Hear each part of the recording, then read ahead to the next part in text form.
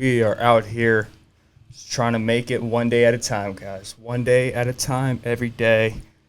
Every time we get up in the morning, we have plans, we have things that we have to get done, and we have a time slot. We put everything, when we plan out our days, we have a time slot, right? So you got a 24-hour day, sleep for 8 hours. You got 16 hours, hypothetically, to get whatever you want done. Am I right? Yep. That's the truth, man. Pretty simple. Can't be hard, right? Dude, I'm telling you, man, and trust me, I'm not complaining. But all I'm saying, and you can take this as you want it, but all I'm saying is, Jesus Christ, dude, things never go the way you expect them to. And that is the end of the podcast. Just kidding. But Jesus Christ, man, nothing ever goes the way it's supposed to go. You have everything ideally in your head set up to the minute, to the time, man. I'm sitting here at this podcast. It is the 7th of August. It is 1:44. I was planning on getting home at 1 o'clock, and then the previous podcast that I edited, because I edit everything on my own, and I do everything on my own with the podcast, at least with the podcast portion. See, now my phone's not even turned on, man. See? It's always something, man. It's always something. So my phone's just not working. But, that's what you do, right? That's what you do. That's how things, let's look this up together. Let's all sit here. My phone is on, but the screen is black. What does that even mean, man? This shit is always happening. Always happening. With iPhones, so there usually isn't a quick fix. Oh, man. Right? It's always something, dude. There it goes. See, now it's just turning back on. Who knows? Who knows, man? So I get up, and I'm like, I'm going to be back at the house around 1 o'clock. I'm going to work out, and I'm going to get my shit together, right? I want to do another podcast. So I think this is episode 9, I think. Yeah, no, this is episode 10.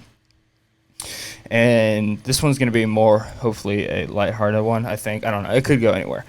And I wanted to start a podcast at 1:15 because the last podcast I edited should have been done, right? It should have been nice and even, and the voice should have been lined up with the video, but it wasn't. I don't know what happened. I guess my computer just shit the bed. So it wasn't done. Phone's still not turning on. There it goes. Let me just put it on airplane mode real quick. I can't. I gotta put in the password. Right, there we go. Okay. So now I got an airplane mode. And it turns out, and I just kept on editing it for about 30 minutes. So now it's 1:45, and we have about an hour 15 minutes to get a podcast done, which is fine. It's totally fine. But time, dude, and this does lead me to something that's, I think, semi important. When you do, first of all, I'm wearing a sweatshirt in my room, which is not a smart idea. And I don't want to turn the fan on because the fan makes a noise, and I don't want that to bother you guys. But also, my laptop's rendering a video right now, which makes noise, but I don't think it picks up on the microphone. But yeah, so this is my. What is this? What the fuck is going on? Getting reminders from June 25th. Maybe that's the charger.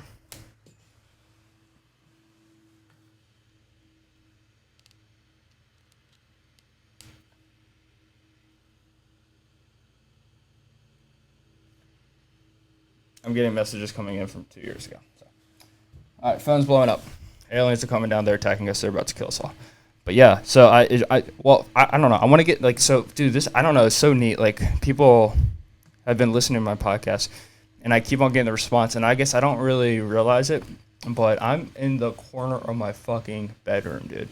There's nothing more humbling than that, right? There's nothing more at the core than that. I think the only thing that gets more humbling than that is I was in my parents' basement. But guess what? The clothing company's down there. So we're just living it day by day, man. Just day by day, 22, whatever. Just fucking taking chances, man. trying to, just throwing things at a wall. Hopefully one thing sticks, but not anticipating anything to stick. Because if I anticipated anything to just start taking off, I would be complacent. I wouldn't be doing shit. But I'm always pivoting, and that's something that's so damn important. If you are relatively decent at something, and people tell you you're decent, and you think you're decent because I don't know what happened, but for some reason, if you think you're decent at something, that's like automatically converted and translated into cockiness, which is absolute bullshit. Like, you can be confident in something, and if you're good at it, you're good at it. It's pretty simple. And then if people tell you are, that's just kind of reinforcing it. It's not a negative thing. It's not a positive thing. It's the truth. Like, Picasso was a painter. He was a great painter. Led Zeppelin and, Jimi Hendrix. Jimi Hendrix is one of the best guitarists of all time. Pretty simple. Pretty sure he knew that. But just throwing things at a wall, hopefully something will stick. And the podcast is by far the most fulfilling thing I've ever done. Simple in the sense that I can just sit here and talk, and when I have guests on, I'm just going to sit down and talk with guests. And there should be guests coming on shortly. I know I've been saying that for a while. And this thing is making noise, man. God damn it. Sorry, guys. But yeah, dude, time just slips away, man. But no, I enjoy doing the podcast. People listen. And I think I have insightful information. I think it's also important to break the narrative of not being able to say anything. I just put up a really cool quote by Jordan Peterson. I'm going to butcher it, but it's, you have to risk offending other people to, let me look that up because I do not want to get that one wrong. Jordan Peterson, which he's an amazing psychologist he's a clinical psychologist, professor of psychology at the University of Toronto. He's an amazing book, an absolutely amazing book, and I love his stuff, and I think it's very valuable for all people out there.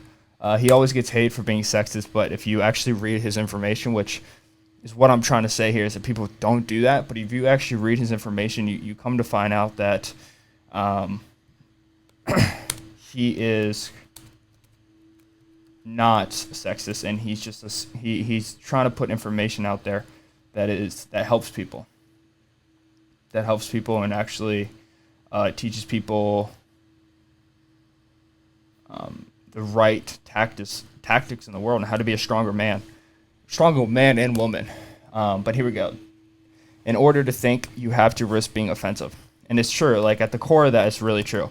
When you think, you have incomplete thoughts, right? You have thoughts that are not developed. It's like a cake that's missing. Like, the first time you make a cake, it's not good. You're missing an ingredient. You might have put too much of something in there, too much flour, too much baking soda, maybe too much salt, maybe too much sugar, and it comes out and it sucks ass. But like, it's the beginning of a cake. It's the same thing with a thought, and especially when you're theorizing things, which that level of intelligence is something that can be taught. I think it's more importantly, I think it's practice, just like a sport or just like weightlifting or just like anything you do. I think the ability to theorize things and to put things together in a concise way and to build actually a thought process that is backed off of some type of factual information, and also you truthfully believe in it, I think that takes practice. And that's the truth, man. You will offend people, and you will always offend anybody, and I think that's really damn important. I think that's really damn important to get that across your mind. Every time you speak, every time you say anything, you're gonna offend somebody. And does that make you a bad person? If you're doing it out of complete negligence and with the intention to harm a specific part of the population or a specific group or even a specific individual or a specific corporation, religious faith, if you're speaking off of non-factual information about any of those categories that I just mentioned to defamate one of those parts of society, then yes, that is wrong and you should not do that. But if you're just strictly analyzing and trying to figure out a thought, and if it turns out to be wrong and all it does is offend people and it's a half thought, then you get rid of it. But if you keep on preaching something, you keep on saying something, you keep on talking about something that's completely from left field and makes no sense, that's an issue, right? You can't do that. That's wrong. That's offensive, and that's not good. But if you have something that is built off of factual information and has the intention to only do good and the intention to raise other people up emotionally, mentally, physically, no matter the gender, the race, the sexual identity, whatever it possibly is, then that is how you develop a thought process. And I think that is the most giving. I think when you meet somebody and you can tell quickly if they spend time developing their own thoughts or spend time remembering and absorbing purely information from other people and then identifying themselves as that. I think that's a sign of maturity. Like people say the act of like how do you define being mature? Like I don't. It's such a weird. It's so like strictly correlated with not education but age, right? Like you act mature for your age. That is alluding to the fact that you are young. You shouldn't be this mature. Like that's complete nonsensical bullshit. Like that's wrong, because maturity has nothing to do with age, man. It has nothing to do with age. It also has to be broken down in certain categories. Certain categories I lack extremely low in. I lack very, very low in. And then there's other categories where I believe and I would say that my maturity is higher than the average person. And I don't care about the age.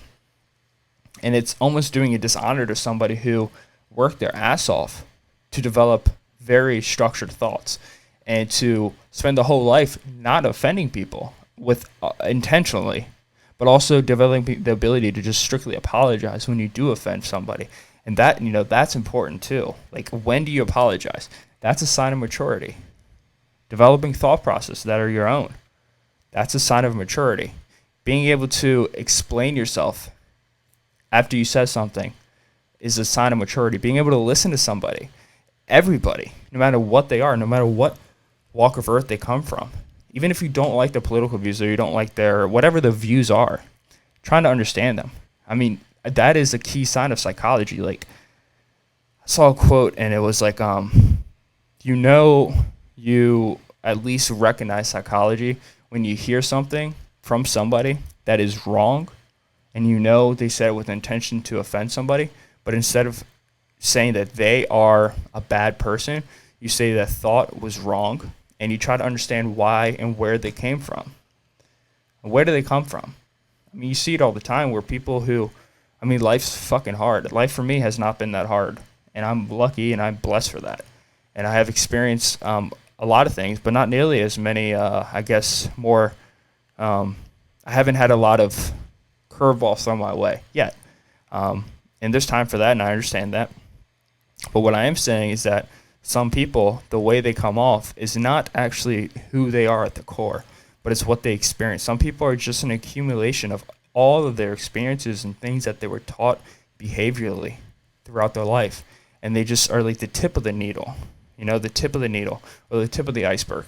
And the iceberg is built off of bullshit and information that's not true, that came from insecure people with half thoughts, people who couldn't explain themselves. And then that's the outcome.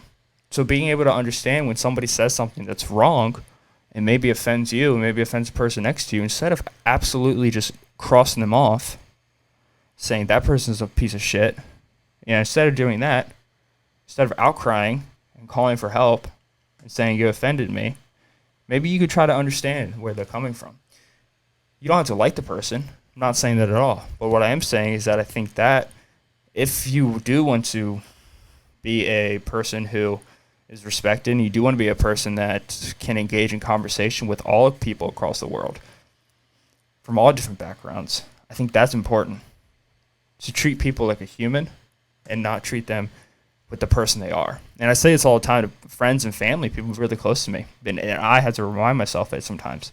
Sometimes your first interaction with somebody could be the worst interaction they have ever had with anybody. So just because you meet someone for the first fucking time and they come off a certain way, very aggressive, very wrong, very unthoughtful, and very temperamental, and almost at a sense of rage towards you. First of all, they probably don't know you. I mean, I'm sure they don't know you. So for you to think that you ruin their day, that's kind of a selfish thought. Like, you really think you have that ability? Probably not.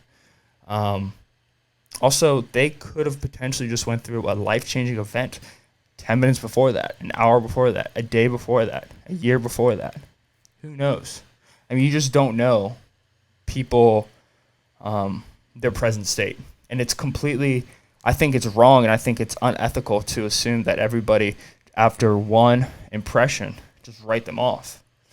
And we know this, right? You're taught that. You're taught your first impression is so damn important. And it's true.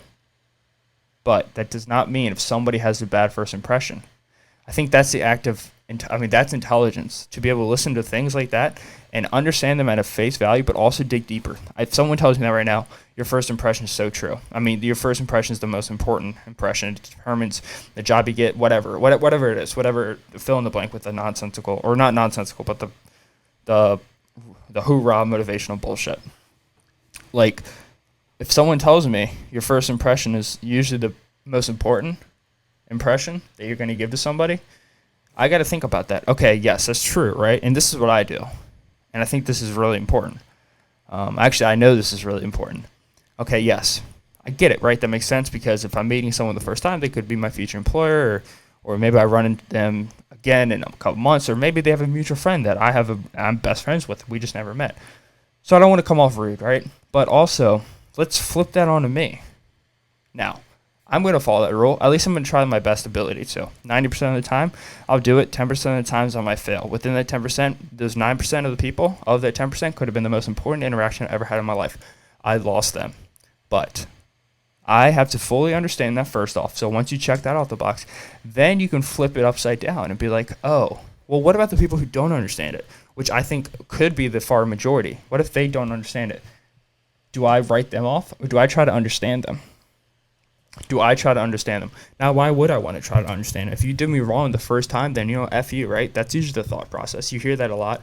Or maybe it's not the common thought process, but that's allowed. Those are the loud people who say nonsense like that. I think intelligence is completely in those situations where you hear something from somebody that you may not be approved, or may not fit your ethical viewing of the world, but you understand, and at least you try to understand, shit, man, maybe what they said was a reaction to what they've experienced. And I think that is, and I guess my spiel connected that with maturity and how that word is thrown around all the time with the relative relativeness to age. And I don't like that. I just don't. I'm 22, and I know plenty of people twice as old as me and younger than me that are not quote unquote mature.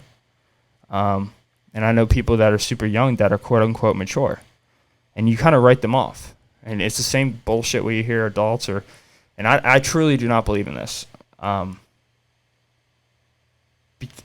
With the same nonsense, like, wait till you get older. It's like, okay, wait till you get older. You're going to get fat or whatever. It's like, okay, maybe, but maybe not, right? And that's why I applaud when I see moms and dads who are still in shape, like walking around the neighborhood or in the gym. It's like, okay, well, what about them? You always have an excuse, right? People always have a fucking excuse. Well, this happened to them. They got this job, blah, blah, blah, blah. Okay, but when does that stop? Like, when do you stop saying, giving, like, just writing people off? Right? When does that stop? When do you flip that around and you start taking self-responsibility for your fucking actions? That's important, right? I mean, is it true that everybody who's in really good shape is in really good shape because they worked hard? I don't know. I don't think so. Maybe not. Maybe they have the best genes in the world, but it's completely immature and a cop-out to just go straight to that. That's not right. You're doing yourself a dishonest. But also, I honestly think if you started this podcast and you might have heard the first 5-10 minutes of what I was saying and you already clicked off, then you may be that person. And I don't think that's the person you want to be, right? That's a sign of weakness. And you also got to understand, guy or girl, you always have people watching you. You always have people watching you.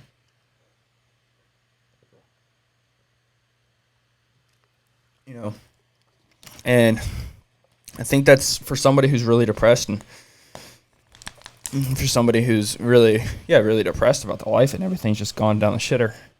Sometimes the best thing you can say to them, hey man, I understand shit's going hard, but there's somebody watching you, and they look up to you, and I think that sometimes can help, because you give up on yourself, right? It's a lot easier to give up on yourself than it is to other people. I think so. And that's a half thought right there, but I'm thinking about it, and the more I think about it right now, and I might think on it later and come back on our next episode and say that's not true, but I think it's a lot easier to give up on yourself than it is to give up on other people. Like, I know for me, if I was single, I would have given up on so many things, but I'm not, and I have a girlfriend who encourages me and helps me get through things and pushes me in directions, because she knows that our relationship is best when I'm feeling fulfilled with what I'm doing, and when she's feeling fulfilled with what she's doing. And then when we come together, we'll both feel fulfilled as individuals. Therefore, we can develop as one couple. That's really important, man. That's my rant. That was a 23-minute rant. It wasn't supposed to be that long, but I just kind of kept on going, man. Just kept on trucking along. But I think that's something that's really, really important. Really important. I want to talk about, so I was at work a few nights ago, and as I was leaving, I started listening to a podcast. Joe Rogan had Mr. Bernie Sanders on, who's a presidential candidate. And he's also had Andrew Wang on, who are both demographic. I'm stupid. Should have stayed in school. They're both Democratic Party representatives. This is a dumb thought. Here we go. This ready for this one. I'm like driving along, and I stop at McDonald's to get a Big Mac and a large fry and a large Diet Coke, #health. And sorry about the hashtag. That was stupid. I feel like I'm 12 years old again. And I'm thinking to myself as I'm ordering my Big Mac, I'm like, why are there no Republican candidates running for president, right? That doesn't make sense. And then I started thinking of it. Well, I think about it long and hard. When Barack Obama ran the first time, it was 2008. I was 12 years old. I didn't remember it too much, and the reason why I didn't remember is because I wasn't into politics. Also, didn't remember Trump running, and that was 2016. I was 19. Didn't remember it. I wasn't into politics. I'm not into politics, but I am into people who have ideas and listening to them. I like doing that. But I was like, why are there no Republican candidates? The more I thought about it and I looked it up, it's like there's like one candidate. I was like, wait a second. Nobody on the Republican side is going to beat Trump. Oh, well, sorry, my thought about Obama. He ran the first time, and he was running against people. I think he was running against like John McCain. I remember that. But he crushed John McCain, right? And then 2008, 2012 came around, and I probably didn't know the election was going on. So Obama became president again, and then I remember. So then there was a vacancy, right? So when he was running for his second term, Barack Obama was, there was not really any Democratic candidates running against him because he's already the president, and he was doing a good job. If you're a Democrat and if you're a Republican, he was. I mean, I think he was a good president. As far as like being a president goes, I don't really know. Imagine that job. Imagine taking that job knowing that half the country's gonna fucking hate you. Could you imagine? You would if someone offered you a position at a job, and they said, "Oh, by the way, when you take this human resource job, half your employees are gonna hate you, and they're never gonna like you, and whatever you say to them is never gonna sway their opinion on you." Would you take that job? Absolutely not. And that's kind of how like being a president is. Like you get people to like you at first, and then some of them leave you. Then you gain some people, but when you leave, half the nation hates you. Like, that is such a crazy concept. Such a crazy concept. But yeah, I never lived during a time period where there was like red versus blue to find a vacancy as a job or as a presidential candidate. And the only time I did, I think, was 2016 when Hillary versus Donald Trump was going down. And obviously Donald Trump ended up winning. But I could care less. I've never been one to really care about the president too much. Like, I've never really been into politics. I forget where I was going with that. I don't know where I was going with that. Oh yeah, so Bernie Sanders was on Joe Rogan's podcast, and Andrew Wang was on it. He was on it a few months back, and it was really interesting listening to Bernie Sanders. Do I like Bernie Sanders? Yeah, he's a great person. Do I like his views? Yes, no. Do I like anybody's views? Yes, no. I mean, I like some of them, and some of them I don't know about. But, there's something about when you're a presidential candidate, or when you're anything. Like, let's say you're going in for a job interview, and you have a 10-minute interview. How are you really supposed to be able to get all your information across in 10 minutes? I don't think so. You're supposed to only highlight the best things about yourself, that's odd, right? Isn't that odd that job interviews go down like that? Like, if you want to hire somebody and they're supposed to take your business or your corporation to the next level, you would want to know everything about them, right? You would want to know, I would want to know the flaws. Like, if I was a business owner like I am, but I don't have employees, but if I did have employees and I had consistent interview processes, like, I've done interviews before, but at a restaurant, which is a little bit different. But if you have, because there's not a lot of qualifications to be a restaurant employee, but you would want to have a long form sit down, and you would want to. I would want to know everything about them, right? You see what I'm hiring, and also see how they do with debates, and see how they do with, if I say something that's completely out of left field, how they come about me and how they speak to me about that, especially if you're doing something in sales or whatever. Anyways, what I'm saying is that I gained a lot of respect for Bernie Sanders, Andrew Wang. Just don't even worry about the views. I don't even care about the views too much. But as individuals and as people and as humans, and Tulsi Gabbard was also on there.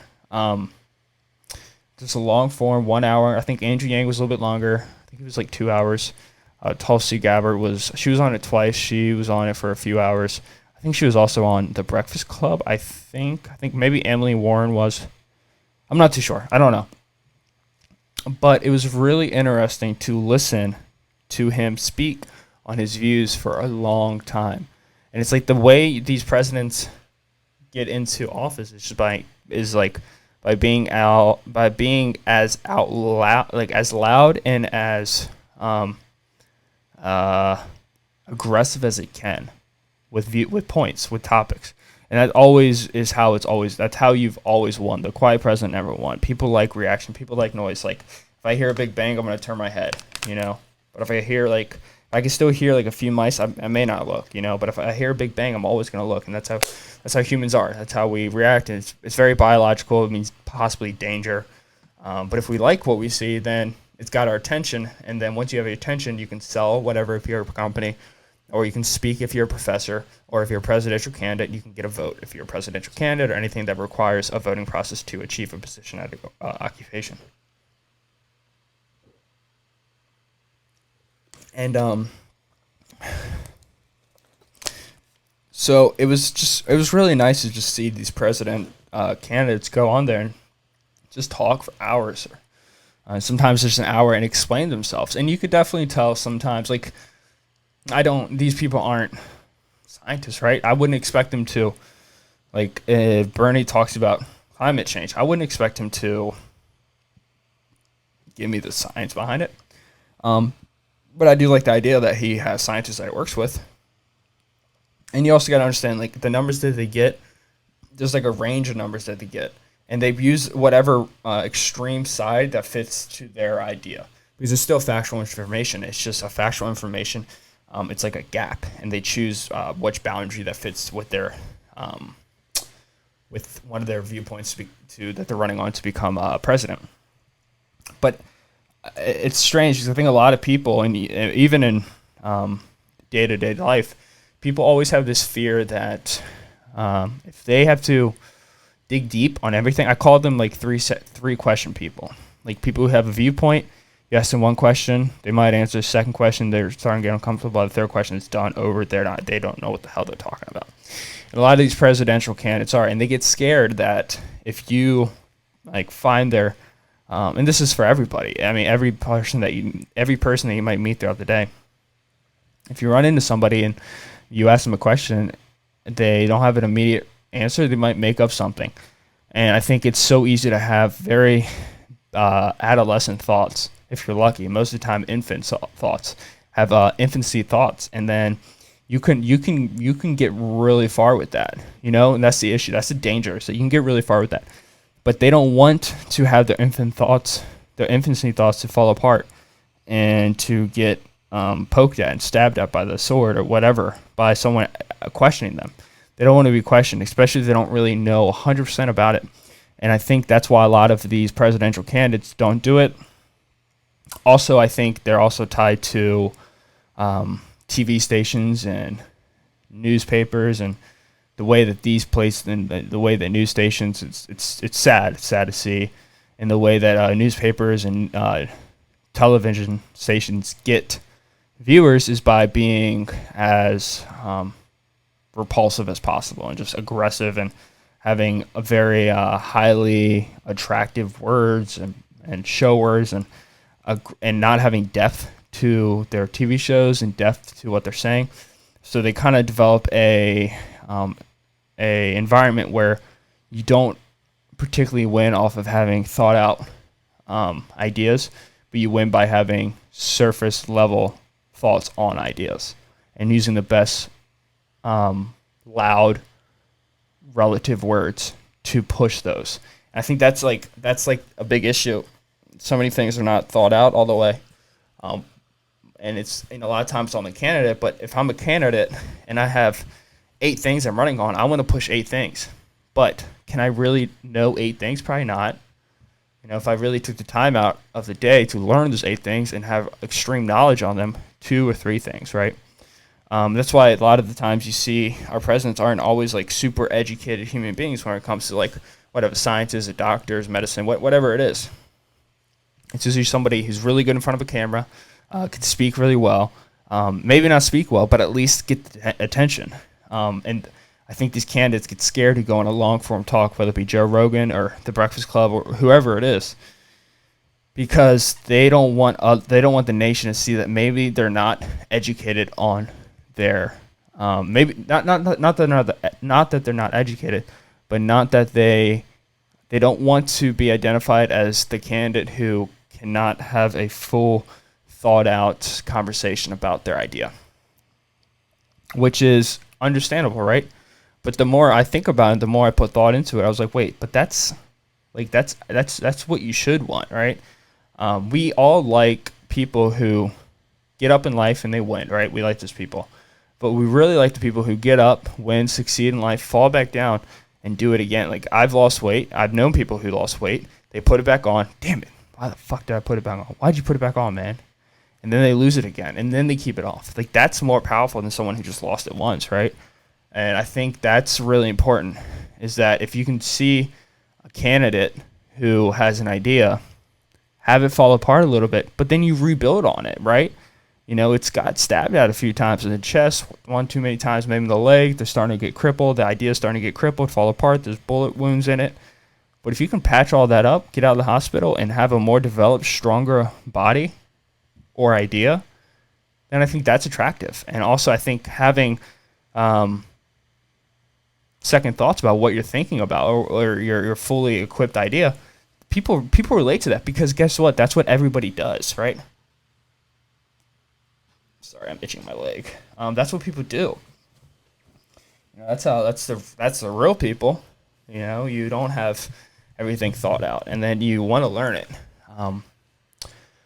But I just want to throw that in. I think that's really important for candidates to go on podcasts, or not even just podcasts, but at least a platform where you could speak for a long time and you can have somebody attack your opposing views. And I get it. I'm sure he went on there and there was questions that were given to him by Bernie Sanders,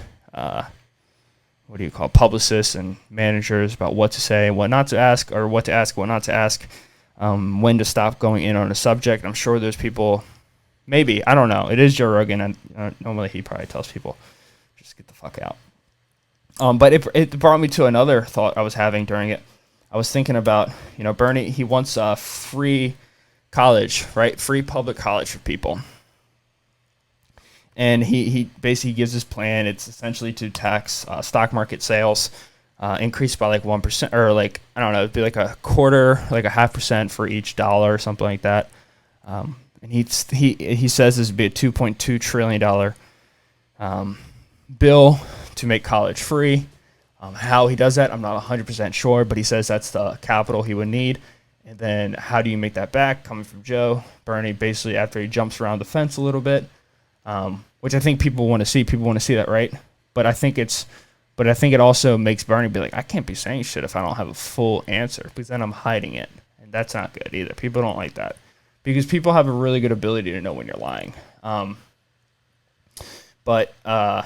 Yeah, so and then you tax stock market trades and sales, transaction, buying stocks, selling bonds, whatever, buying bonds, buying stocks, selling bonds.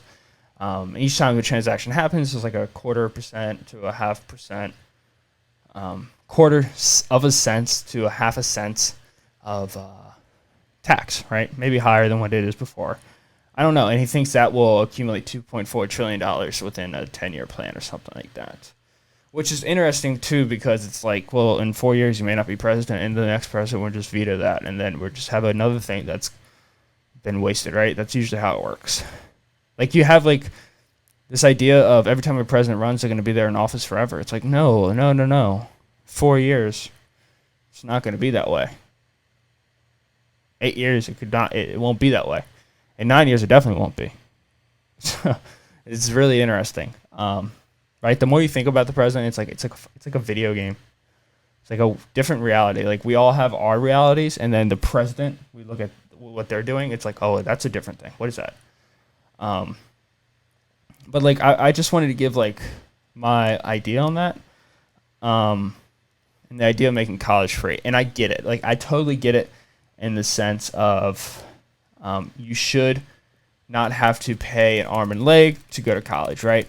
And there are doctors and lawyers who are coming out of school with a lot of money in debt, right? And that's an issue. But there's and it's a complicated thing. I won't get through it all. But my first thought is, okay, they're in a lot of debt. How do they get in debt? That's a loaded question, right? How'd you get in debt? Well, you took a loan that you couldn't afford. Okay, but why didn't you know that you could afford that? And then boom, that takes you to another question. So you're going to school, you have to do blah, blah, blah. I think it needs to be somebody's responsibility, or a corporation's responsibility, or the school system's responsibility. The same way they took music out of the schools, they need to put in real financial education. Like learning what a credit card is. Like, what does it mean? What does interest mean? What does a loan even mean? What does a savings account mean? What does a checking account mean? Like, what does anything mean? I think that's really important. And then it's like, okay, you're in a lot of debt, but maybe not all those people are quote unquote good financially, like with money.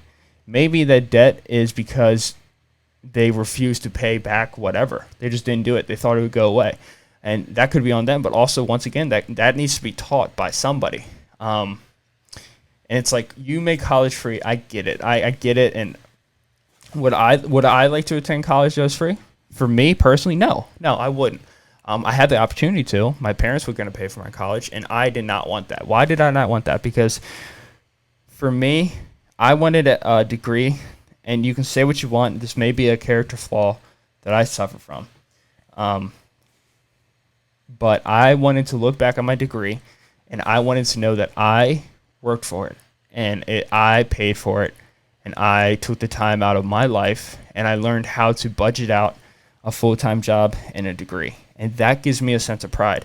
And I think by making college free, there's people like me who want to pay for their college. They don't want their poor parents to pay for it, even though the parents do want to pay for it. I think something about moving out is a big step after high school, right? That's a big deal.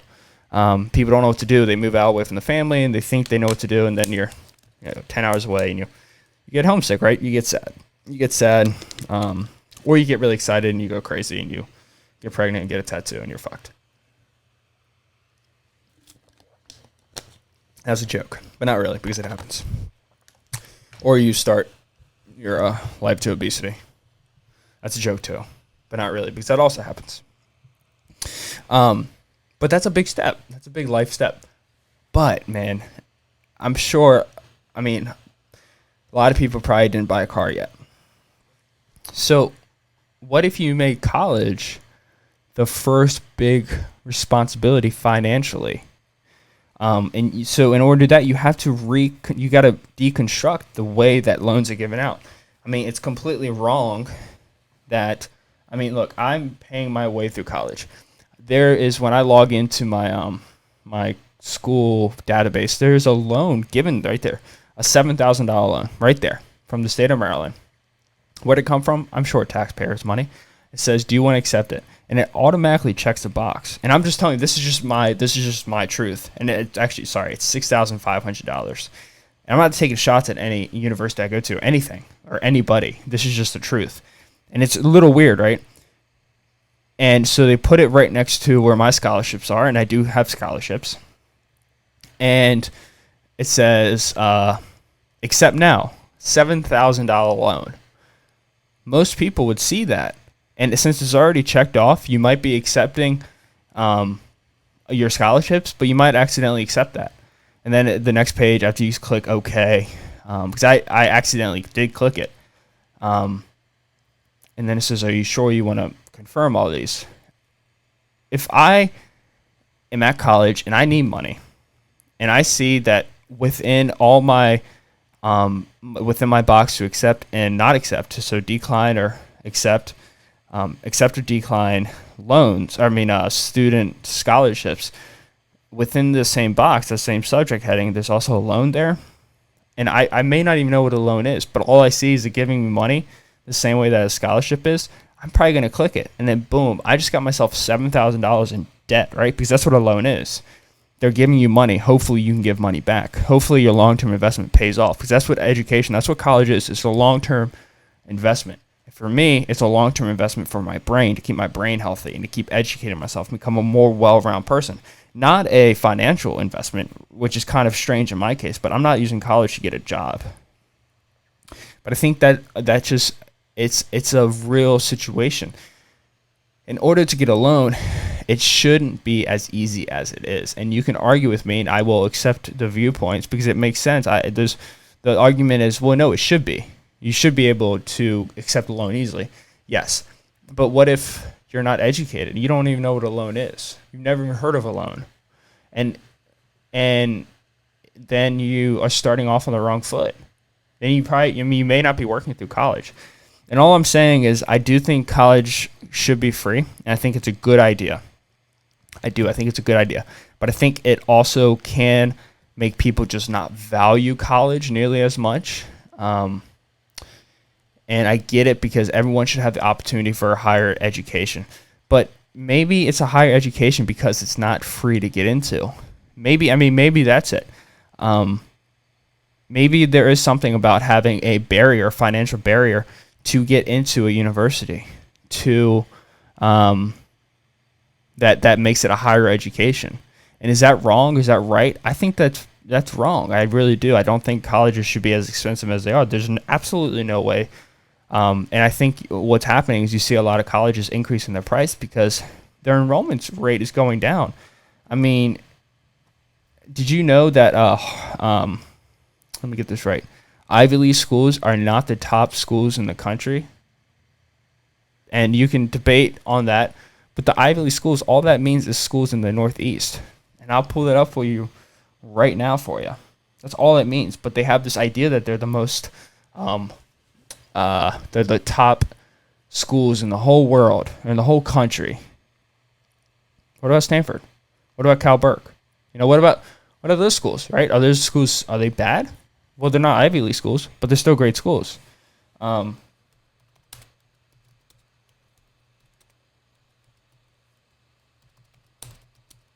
you go. I'm gonna pull up Ivy League schools, and I just figured this out like last week because I had no idea. I really didn't. I had no idea. All right, so here we go. These are Ivy League schools. I don't care. Oh wait, here we go. Okay, so we're gonna start with I guess these are like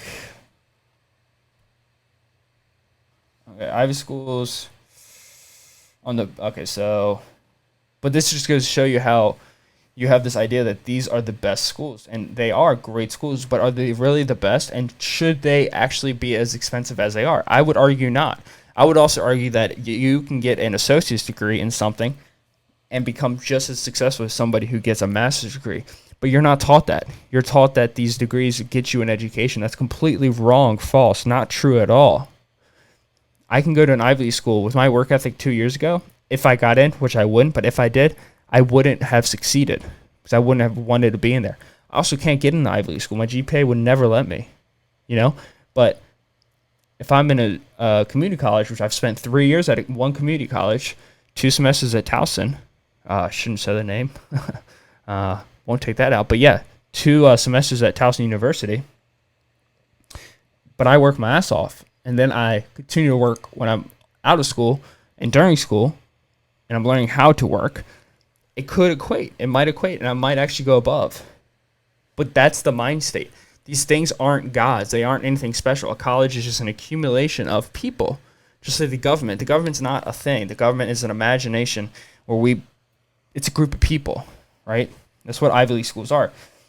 And I'm not bashing them. And they even rank Ivy League schools from worst to best, which is hilarious. Because if I got any of these, I would be happy. All right.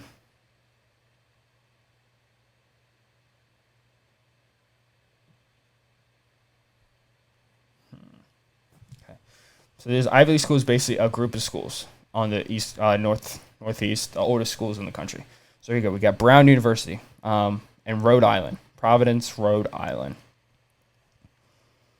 Dartmouth College, Hanover, New Hampshire. Columbia University, New York, New York. So New York City. Cornell, Ithaca, New York State. University of Pennsylvania, Philadelphia, Pennsylvania. This is the number 3 college. Princeton, New Jersey is where Princeton University is. Yale, which is in New Haven, Connecticut. Yale University. And number 1 is Harvard, Cambridge, Massachusetts. So it's interesting. You always think that, well, these are the best colleges. It's like, no, it's just a location thing. Stanford's a great school. Cal Berkeley's a great school. So yeah, if you make college free, I think it may devalue the what it means to go to college. You also could get a situation where and I think the best thing that could happen with that is it doesn't devalue it, but it almost separates it as in the same sense as public school and private school. They did it for public school, and a lot of these ideas I've listened to were from Bernie Sanders. And how do you do it? I don't have the answers for you. I also don't have the answers for you right now. But I think it's interesting to at least talk about and formulate and talk to other people about and develop conversations with people. You have public schools, right? Funded by people, tax money. And some of them are really good. Some of them are really bad. But they're there. And then that's a separate issue. They're free. But that is where the resources going. That's a issue for the state, for the country, for the people, but they're free. They're still free. They're an education. Why couldn't that just sway to a college, right? You get the same situation with college. You have public schools, so you have JUCO, so you have,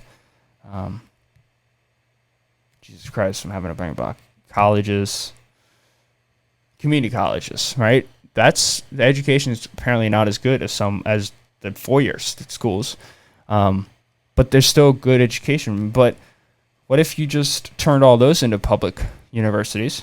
where they're paid for by the college. And also, a lot of these students do go for free. So that's another thing. For a lot of people, college can be free, or at least get huge scholarships, depending on your race, your background, your socioeconomic place. Yeah, and there's different ways to get scholarships, right? But I mean, it would be nice to have like just public college where it's free. Education is not as high, but if you work your fucking dick off, you can make it. But that's an interesting viewpoint. I never thought of it before, and that's, I think that's another thing. Challenge your thought process. But this podcast is coming down to an end. I do want to mention one thing real quick to you guys, which you guys may not want to hear, but I'm going to say it anyways. I promise you, I do care about the planet Earth very much. I do.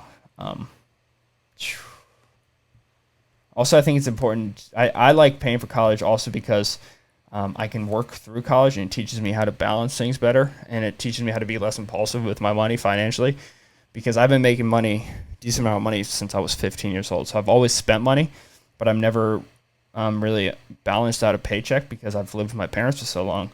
And at 15 to 19, you're supposed to live with your parents, and I did. So a lot of things were paid for, but also it teaches me to be smarter with my finances, and I think that's a big important thing too.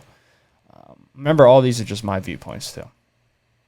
But one thing I do want to talk about. So I was talking to my buddy Vince, who he helps me a lot with. He helped me with the podcast. Putting it all together. He actually saved me because I would have broke all my equipment if it wasn't for him. He's helped me a lot. And he lives out in California. And recycling, he says, is just insane over there. But it's true, though. Like, the planet is beautiful, and we are destroying the planet because of our excessive love of fossil fuels. And that's just science. That's just true. We use way too many fossil fuels. But then we dig ourselves in a deep hole because we have oil riggers, and then we have coal miners that need these jobs to make money to provide for the family.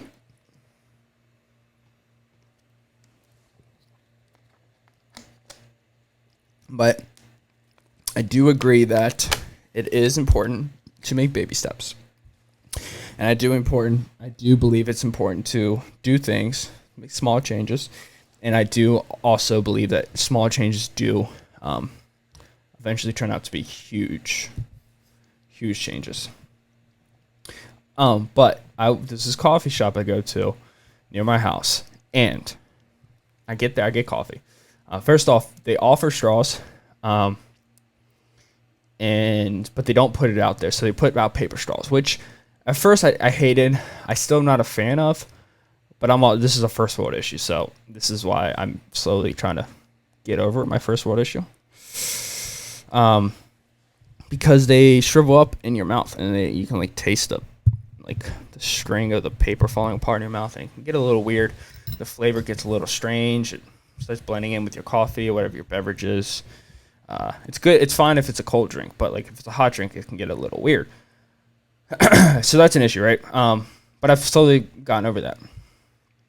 The one I'm struggling with now is, so this coffee shop I go to, they offer straws, but you got to ask for the straw. And I know that because I asked for a straw,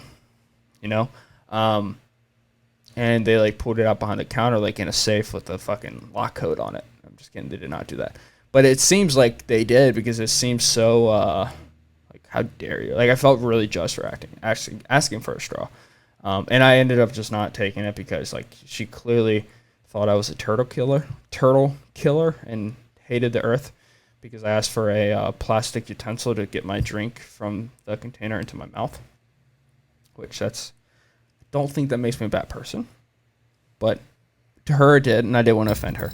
So I resorted to the recycled straw, which is already weird. You remember when they used to have recycled pants and they used to have recycled pencils? That was strange, right? That was a strange one. I've thought about that. I'm like, because I grew up on hand-me-downs, kind of, but then I also was fat too, so I was also like the oldest. Like my cousin was older than me, but he was always a lot smaller than me, and I was always a lot fatter than him, so I didn't really wear his hand-me-downs. And then my one cousin sadly passed away, so I didn't get to wear his hand-me-downs. He was younger than me, but not like or he's actually older than me. I probably might have fit some of his clothes in my younger days, but my older cousin, who's alive, who didn't pass away, he is skinnier than me, so I don't fit his shit. So it was like my dad's stuff, but I wasn't that fat. But anyway, so it was a lot of Goodwill stuff and family friends, and so I had like these recycled pants. Then I had like these recycled pencils, which I actually used to sell in school, and they did really well. They sold really well in school, which was kind of nice because people thought they were really strange, so I would just sell them, make a little bit of cash. But I digress. Come on, ADD. Let's get back on track here. Dude, one thing about these podcasts is, so I talk for about an hour 15 minutes, and then I go to work, and I talk. I work basically customer service. I work as just an employee at a gym, so I do a little bit of everything, and training to be a personal trainer, and that's why I've been reading that book a lot. But by the end of the day, dude, I'm just exhausted from talking, dude. Like, do you ever get that when you talk just too much? And I'm not much of a talker, so it's weird for me. But at work, I do a lot more listening because people are asking for things, or people want to tell me about their day. Because the gym's kind of like the thing you do. Like, I start my day, but they're ending their day. So it's kind of a weird. And I've always had jobs like that. Like, I've always worked in the evening. That's how I was at the restaurant. You know, I work in the evening, so that's my. I'm going to work. Everyone else is getting off of work, especially the weekends. Anyways, back to the place with the straw. So I start using the paper straw, but then I go in next time, or maybe it was the same day. And no, I got to go back over to the table to get my like where the sugar is and the creamer and everything, where they have signs saying, "Please use these straws, save the turtles," and literally save the turtles. We do not have, or no, we do have real straws. ... Behind the desk. ... Winky face, which I think basically they're trying to say that they have them, but if you ask for them, you're a butthole. Yeah, so I get my straw, but then I look at my drink and there's or no, not in my drink, but I need to mix up my sugar, right? I need to mix up my sugar and my little bit of creamer that I got. Not fat milk, actually, not creamer. I don't like creamer that much. It's got a cardboard taste to me. I don't mind not fat milk though. So I'm just I need to mix it up, and I'm looking around. I'm like, I don't feel like going through this shit again. And I could have used my straw, but like a Starbucks, they don't do that. They don't give a straw. I don't know how Starbucks has gotten past like all these things. It might be different out in California, but here in Maryland and on the East Coast, at least in Maryland, I'm sure the more south you get, the less they give a fuck. Actually, the more middle of the country, they just don't care about the turtles at all or any other things that are suffering, even though the people are suffering too from the climate change. But Starbucks gets away with it. Like, everything they have in there is like everything that you see that you shouldn't use. It's just killing the animals, and it's like trapping the seals and killing things. And by the way, I do love wildlife a lot. This is kind of, I'm being funny here too, so don't take everything I'm saying too serious.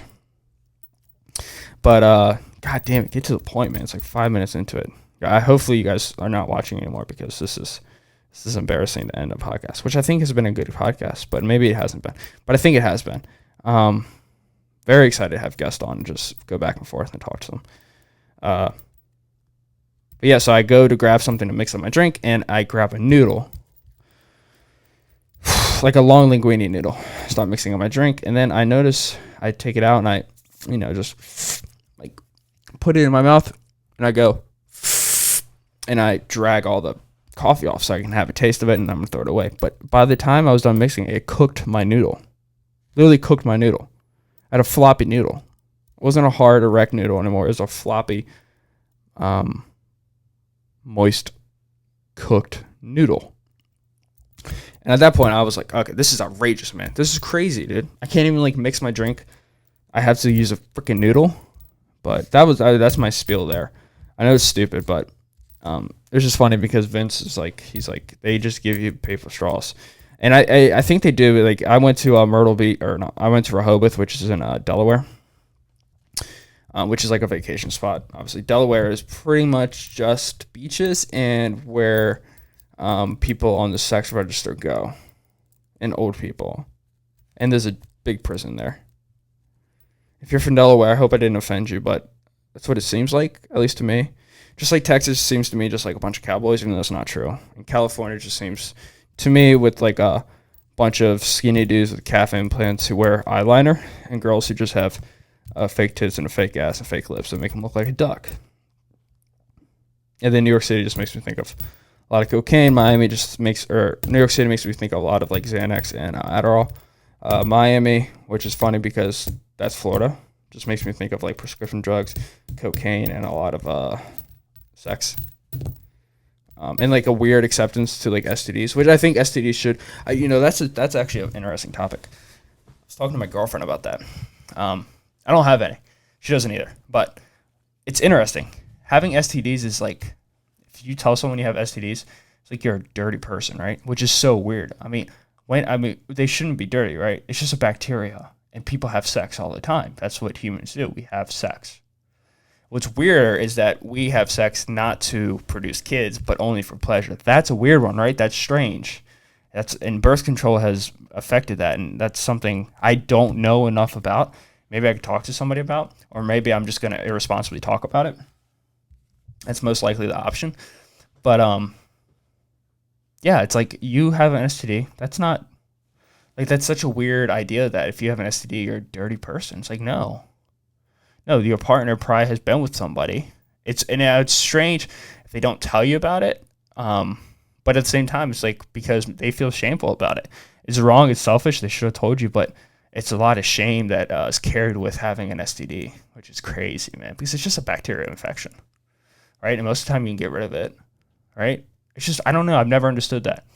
But I at first I thought, I mean, before I met her, it was very much like, because she's smart, like, we got tested before we started dating for a long time because, we've been with other people and we just want to be careful about it. And Jesus Christ, when she told me that, I didn't even think of it. Like, I wasn't trying to get one over on her, but I just didn't think of it. Like, that's how smart she is.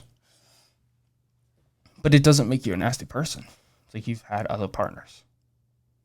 And the shame, you can't even tell people because you feel shameful. I don't know. Clearly, I'm done with this podcast. Clearly, I need to stop talking and go shower and get going to work. I got to leave here in 45 minutes. I got to read.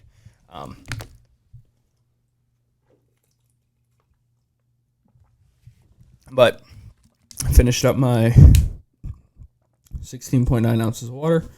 I'm going to go ahead and end this podcast right here. Episode 10 is over, guys. Thank you for this amazing journey. I'm going to try to upload podcasts every 2 days. As of right now, maybe it's every 3 days, but eventually every 2 days when college starts. I should be able to film probably 3 videos a week. Monday, Wednesday, Friday. Friday mornings, I might just wake up and just fucking go ham with the films. Probably do like 4 or 5 podcasts maybe. Because I don't have anything on Fridays. But every other weekend I'm going to Virginia Tech to see my girlfriend, which is like twice a month, which I'm really excited for. But I'm going to go ahead and end this podcast right here. I got to go shower. I'm sweating my ass off because it's hot as hell in this room. But this has been episode 10, I believe. If I'm making a mistake, I apologize. But hope you guys enjoyed this episode, and we will be having guests on in the near future. It's been the Michael Lab Show, episode 10. You guys could please like this, subscribe, comment, please. That helps a lot. Sharing it on YouTube, that helps a lot. You can share this like a little arrow button in the below the video, and there's like a little arrow button in the screen.